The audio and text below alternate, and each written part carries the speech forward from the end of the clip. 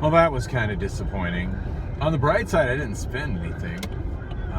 Some guy I met at the bar right when I first got there bought me a beer. Because I'll buy this guy a beer. Not really sure what prompted that. I mean, I was friendly with him, but, thank you. I mean, I said thank you. It's kind of odd. I mean, maybe he's down to kind of hang out, but then, I don't know. Apparently not. I don't know. Kind of confused by that. But he bought me a pint of Miller Lite, and then I asked the bartender if the kitchen was still open, and she said yes, and then she walked off to help somebody else and didn't come back to me. And put in my song request to sing, and kind of got tired of sitting at the bar by myself waiting for the bartender to come back and see what I wanted to eat. And popped outside, had a bit of a conversation with somebody who'd never been to the bar before. Said he was 40. He looked way younger. He looked barely 30. But I'm wondering if maybe I'm getting worse at judging people's age. Because I'm older now, so people that are much younger than me, I think that they're younger than they are. Maybe. I don't know. The guy didn't look to be in his 40s, though. Anyway, he said he just got out of prison. He'd been down for 10 years. So, we chatted briefly about that. I never did catch his name. But yeah, him and I were the only ones in the back, and he was just kind of practicing some pool shots by himself. And I suppose I could have asked if I wanted to play a game, but I'm not really feeling like playing pool. I came to sing, and my song was coming up shortly after that, so I popped back inside. Sang Don't Matter by Akon for the first time. At least I think it's the first time I've ever sang that. I don't recall ever singing it before. I did fairly good on it. On a scale of 1 to 10, I give myself about a 7. I mean, I killed it on the chorus. Some of the verses went a little faster than I recall them going, but I think I did overall pretty decent with it. But I got 0 applause for it.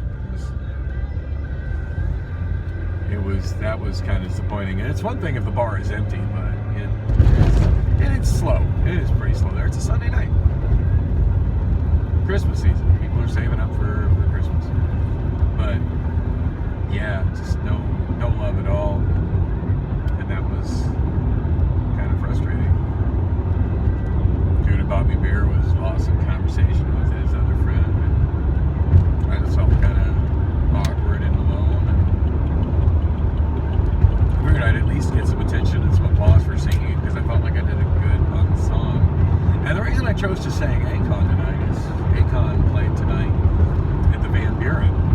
The show is sold out, but not sold out because all the tickets have been bought up by fans, but because these days, shows like that, all the tickets get bought up by bots, by scripts working for websites that are able to buy them super quick from whatever website is initially selling the tickets, and then they jack up the price and resell them. It's life in 2023. Things like that kind of suck. I mean, we got self-driving cars, and that's awesome. But yeah, ticket reselling makes concerts prohibitively expensive that probably shouldn't be prohibitively expensive. I don't know what the original price of the tickets were, but for the Van Buren, I would imagine they were probably pretty cheap. That's basically a club. It's a tiny, tiny venue on the west side of downtown Phoenix. I've never been there. Every show I've ever wanted to go there has been like sold out. Or it's been on a night when I can't get off work or at a time I absolutely don't have money. But I would have loved to have gone and seen Akon. Anyway, I had fun singing Don't Matter. And Tim seemed pretty impressed, especially when I told him I'd never sing that song. It's probably not even the version I have on my system, because the version he had was Sound Choice. And I would imagine for that era of hip-hop oriented R&B, I probably have Pop Hits Monthly. honestly don't know. I don't know what version I have of that song for karaoke because I don't think I've ever sang it before. And it's not something that anybody else sings on any kind of regular basis. So I just don't know. But I enjoyed it. Now, I played that video quite a bit. At least I did. You know, my last stint over at Bullock's Cocktails. Anyway, no applause on that, so that kind of left me not really wanting to be there all that much. There was one group of women that I saw kind of hanging out, having a girls' night out. And I was having one of those thoughts where I'm looking at a group of women and I look at the woman that I find most attractive and I think to myself, I guess I would love to go home with her. And then I look at the least attractive woman in the group and I think to myself, but I'd be completely happy to go home with her. And obviously I'm not going home with either of them. How can I help you? Yeah, I just want to get a Whataburger with grilled onions. Whataburger with grilled onions. All right. Do you want to add cheese to that? Nope. Anything else to you? Nope, that's it. Just the burger.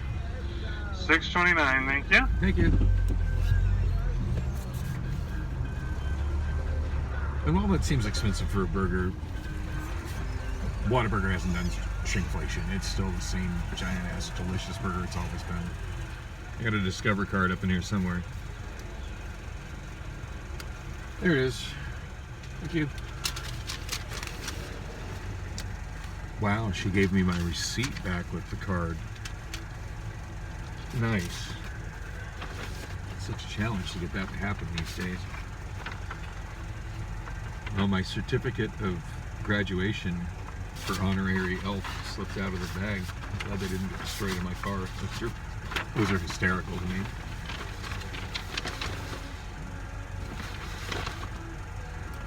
Don't know what I'm going to do with them, but they're amusing. Should probably shut off the card. No point in idling it right now.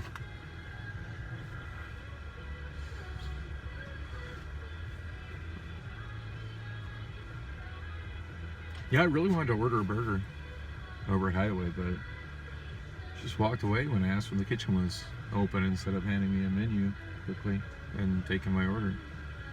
And I really didn't need to see the menu beyond a reminder of what comes with the burger. So I wanted a burger. But Whataburger's probably better value anyway. And I can eat this on my way over to the bar I always want to call Carousel, but it's called something else. Skipper's Lounge over in Glendale, which is farther than I want to go, but it's a quick drive there this time of night. It's 11:51 on the Saturn clock, so 11:56. I'll get there shortly after midnight. And hopefully she'll keep the karaoke going until a little after 1. Well, I was getting worried that I had a drink coming and no available cup holder for it, but I didn't order a drink. I just ordered a burger. And I have plenty of drinks inside the car, so I'm good. Bottled drinks. I don't have to worry about putting them in a cup holder as long as I cap the bottle when I'm not drinking out of it. So, anyway, when I was looking at the group of women, it was just 4 women. It wasn't a huge group or anything. But the woman that I found most attractive was a dark-skinned black girl. I'm trying to remember how she had her hair.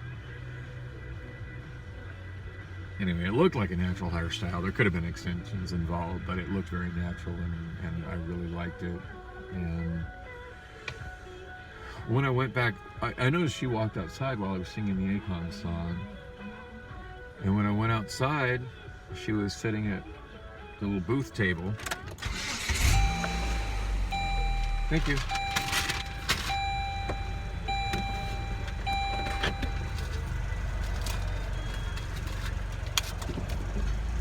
He was sitting at the little booth table with the ex-con, and they seemed to be having a deep conversation, and he was eagerly telling her about all the stuff he did that got him in prison, which doesn't seemed like a conversation I'd want to lead off with a woman I just met, but I guess, go with what you know. A lot of women love the bad boys. Yeah, if that works for him, good for him. It seemed to be working for him. Later, she came into the bar and she was still kind of walking and talking with him. But I'm sure he just met her, as he said he was, never been to that bar before, and she came in with her girlfriends. And maybe I should have stuck around to try to get to know her a little bit, because as I was kind of on my way out, we made eye contact and she smiled at me, and she's really pretty in the face. I mean, from a distance I could see that she was very much my type, but she smiled at me and then she kind of like patted me on the belly, which is odd. And generally speaking, I don't like strangers touching me, but I don't know, it felt like an odd kind of flirty kind of bit of physical contact. It was just really weird how she did it, as she was following the ex-con dude out back to the patio. And had she been walking alone, like, I probably would have said something. I don't know what I would have said, maybe like, hey, well, or I don't know, I might have probably laughed like the Pillsbury Doughboy, because, she tapped me in the belly. And I think if she would have been alone and I'd have done that, it could have led to something. I like to think so. But already chatting up that ex-con, and that dude's been in prison for 2 years, or been in prison for 10 years. So, yeah, I'm imagining he needs that more than I do. So, I do hope I see her again, but I'm kind of doubtful for it. I'm not trying to compete with somebody else, or a woman that randomly flirted with me while she was following after another guy. It was a green light and a red flag all at once. The belly tap was definitely intentional, because she was looking me dead in the eyes and smiling when she did it.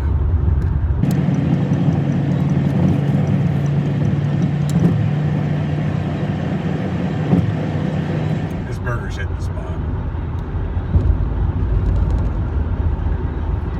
I still feel like for the money, Whataburger absolutely has the best fast food burger, but it's kind of expensive. But all the cheaper burgers are maintaining their price point by shrinking and shrinking and shrinking.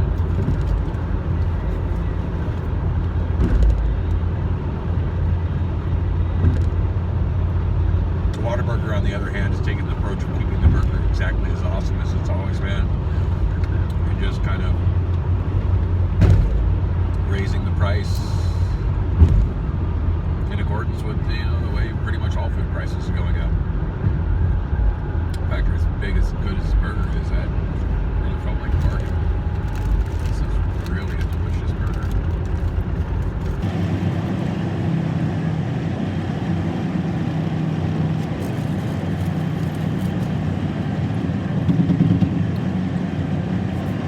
I'm thinking about the dark-skinned woman that tapped my belly and wondering if maybe she knows me and I just don't remember her.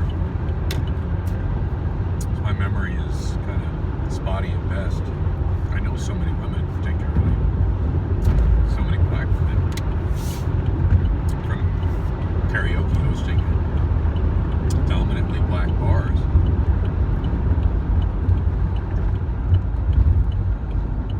And singing karaoke at those kinds of bars as well.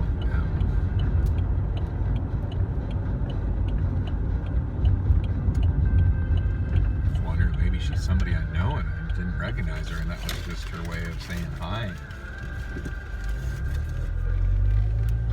because she remembered me. If that's the case, it's really bumming me out that I don't remember her. Alright, looks like we got a homeless shelter of sorts happening at that bus stop. That bus stop is packed, and I guarantee there's no Route 29's still running eastbound in the this part of town.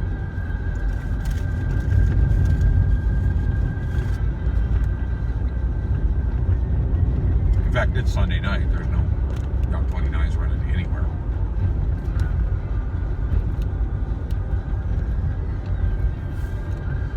I'm sure I've explained what this little back route is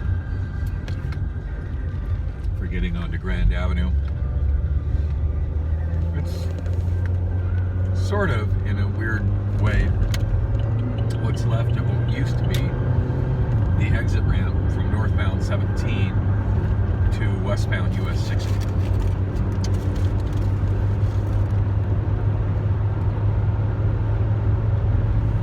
And it's a much more functional way to go from northbound I-17 to westbound 60 than following the signs that ADOT has put out that direct you from northbound I-17 to westbound US 60. Somebody commented back to me on a Weaver geography video where I put a kind of obnoxious comment, sort of making fun of Beaver geography. I love his channel, but you can tell by the way he presents a lot of stuff that he's not very well traveled. He's just very fond of Google Maps. And one of the comments that he said in one of his most recent videos made it really clear that he's never driven in Phoenix before. The video was about Interstate 11 and what little bit of it exists, you know, going from Vegas to the other side of the this side, the Arizona side of the Hoover Dam, which I drove not that long ago, maybe a couple years ago. The first time I drove with Allison, we tag teamed her car from Phoenix to Portland.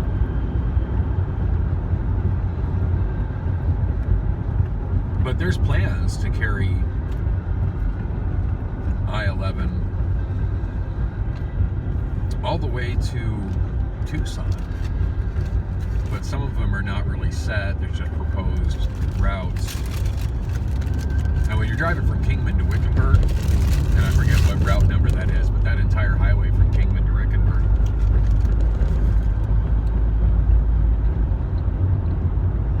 I would say roughly half of it is already up to interstate standards. And there's signs all around it, signs all along it that say future Interstate 11.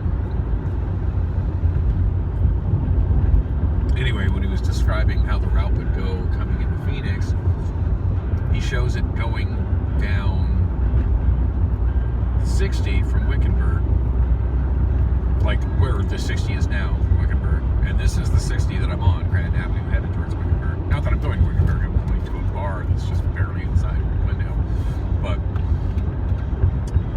it shows the route coming. Trying to pay attention to where I am, and I'm not doing very good at that. I think I just passed 39th Avenue, so this is probably the exit for 43rd Avenue, which is the one I need to take. Wow, it doesn't even look lit up. Like, I don't have enough trouble seeing it with my bad eyes. Oh yeah, Camelback Road, 43rd Avenue. I've missed this exit so many times coming to this bar. Anyway, he shows the route going along US 60, headed towards Phoenix, until a point that's roughly directly north of Sun Valley Parkway, and then he shows it going south along an alignment that I think is probably the same as Sun Valley Parkway, and maybe they're thinking about putting it where Sun Valley Parkway is.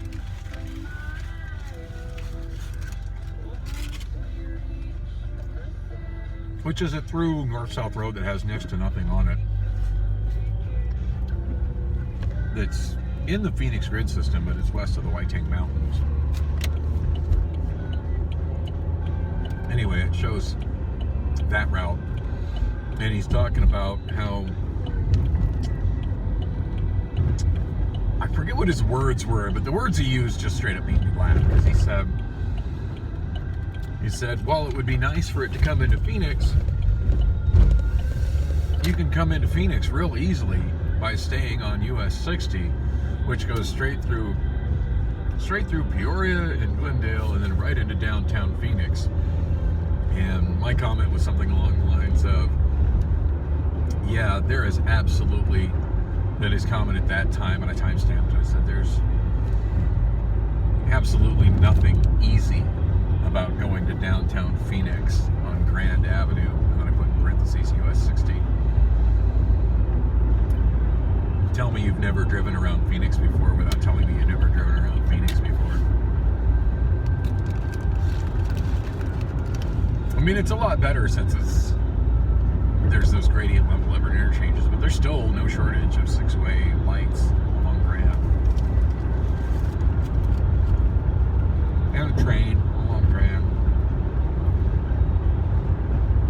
And while it got me to 43rd Avenue from I-17 awfully quick, and got me some northbound motion, it has me practically to the bar in an amazingly quick amount of time. It was 12:04 on my clock, so it means 12:09 right now. But most times a day, yeah, going from, say, Circle City to downtown Phoenix is not an easy thing. And most people who are doing that drive will choose to go south on the 303, even though it's considerably farther. We'll go south on the 303 to the 10 and take the 10 to downtown Phoenix and deal with whatever traffic's on the 10, because it still ends up being better than taking Grand Avenue the whole way. But anyway, I was amused by it. And somebody commented agreeing with me, but then they made some comments about how it doesn't help that Grand Avenue lacks connections, direct connections to I-17.